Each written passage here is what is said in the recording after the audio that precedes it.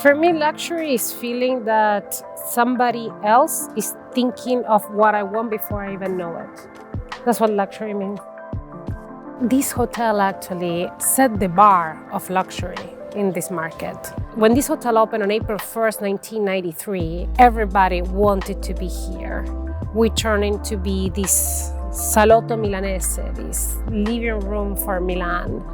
When I first started working in this property back in 2019, it required a refresh. It wasn't only to refresh the fabric or the lighting, it required concepting.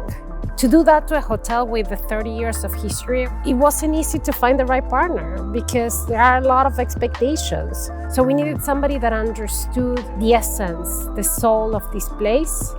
And I think Patricia, being Milanese by adoption, but understanding teaching in university here, really living this city and loving it, could funnel all that into this place, and she did it beautifully. I was in relation with Four Seasons for many years because I did for them the spa. And I was saying, oh, you've got that incredible courtyard. We can enhance the garden inside because it was very rigid in some way and it's a bit without life. I said, I do it if you let me do the garden.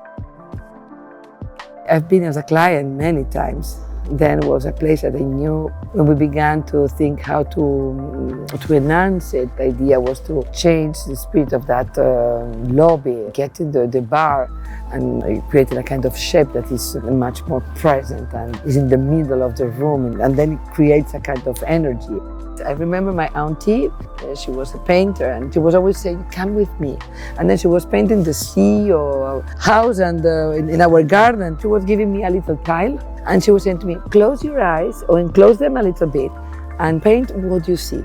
Then when I begin a project like this was that, I closed my eyes at the garden, courtyard, plants, people, energy. I get on an energy that I feel in the place, and then all the things come through. They run after.